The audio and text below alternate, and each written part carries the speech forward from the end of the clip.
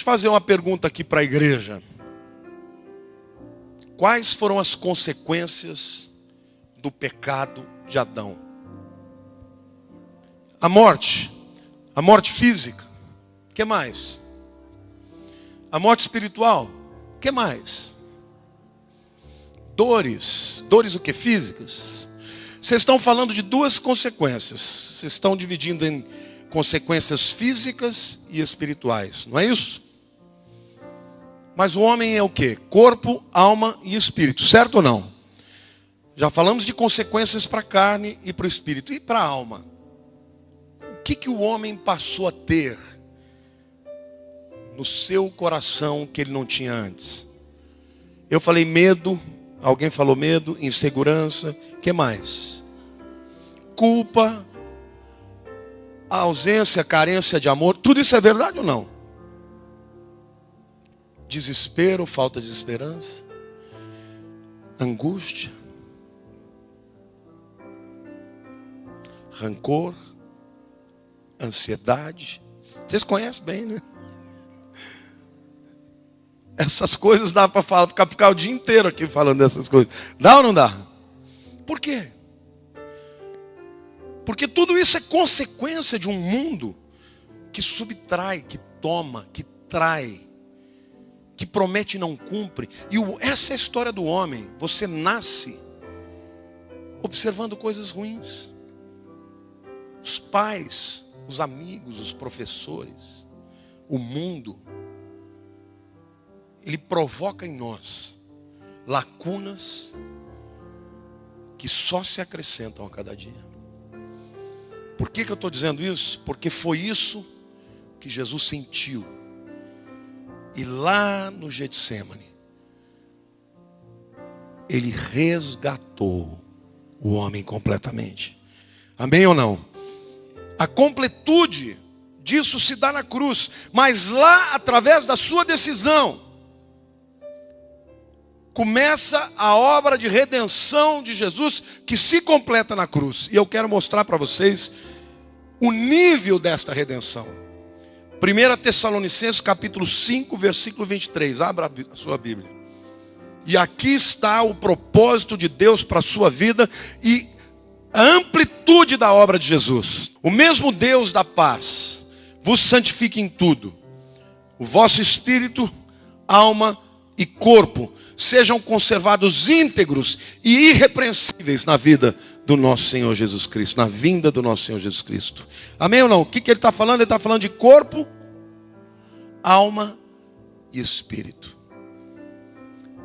A consequência do pecado trouxe para o corpo o que? Enfermidades e mortes. Você pode ficar doente? Pode ou não pode? Faz parte da natureza humana. E a alma? Você tem medo de alguma coisa? Você tem algum trauma? Você tem alguma ferida? Você desconfia? Uma criança quando nasce, ela não tem essas coisas. Mas ela vai crescendo, ela aprende que não dá para confiar sempre no pai. Você pedir para uma criancinha de 1 ano para saltar de cima de uma mesa, ela vai saltar. Até que um dia alguém tira a mão e fala, você precisa aprender a não confiar em ninguém. Nunca mais ela vai confiar cegamente. É isso que o diabo fez.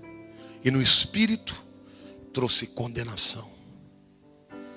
Mas aqui a Bíblia está dizendo que Deus quer resgatar o homem completamente. Amém ou não? E eu quero mostrar para vocês como Jesus nos resgatou em 3 áreas, nessas 3 áreas. De maneira prática, eu vou dizer uma coisa. A maioria de nós não tem dúvida alguma sobre a questão da salvação. É ou não é? Quantos aqui já entregaram a vida para Jesus? Você tem dúvida disso ou não? Por que você não tem dúvida? Porque você crê que Ele morreu no seu lugar. Você crê?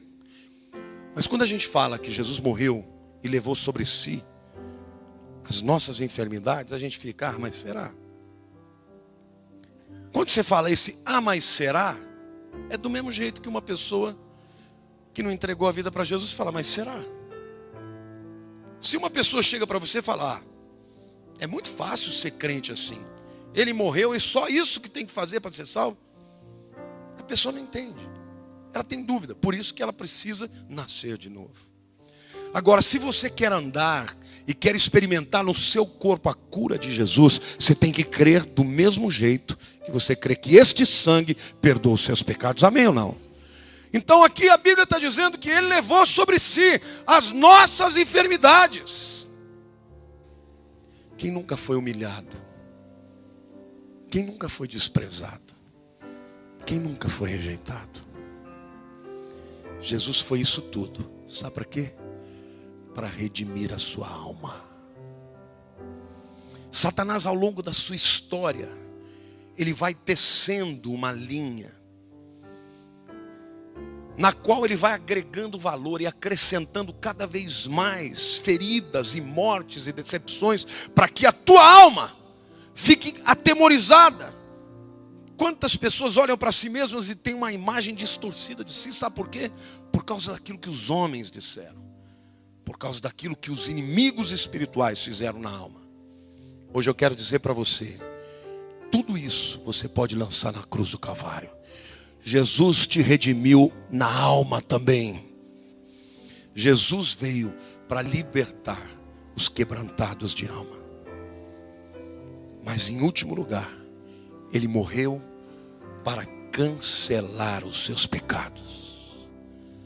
Aonde abundou o pecado, superabundou a graça. Quem está em Cristo é nova criatura. As coisas velhas já passaram, eis que tudo se fez novo. A Bíblia diz que Deus lança os nossos pecados nas profundezas do mar, e deles não se lembra. Sabe por que o homem hoje anda em desespero? Porque ele lança todas as suas expectativas em pessoas. Se você esperar dos homens, a tua felicidade ela não virá. Se você esperar de homens apoio, muitas vezes o apoio não virá.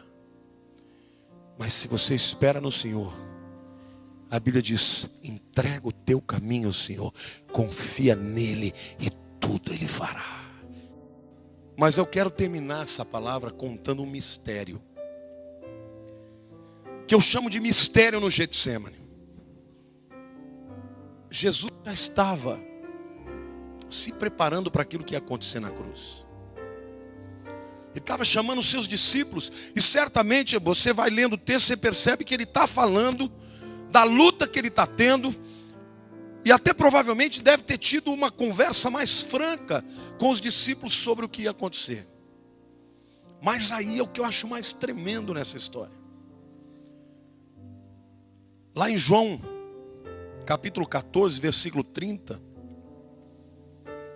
Jesus disse assim: já não falarei mais muito convosco, porque aí vem o príncipe desse mundo, e ele nada tem em mim. Eu vou ler de novo. Já não falarei muito convosco, porque aí vem o príncipe deste mundo, e ele não tem nada em mim.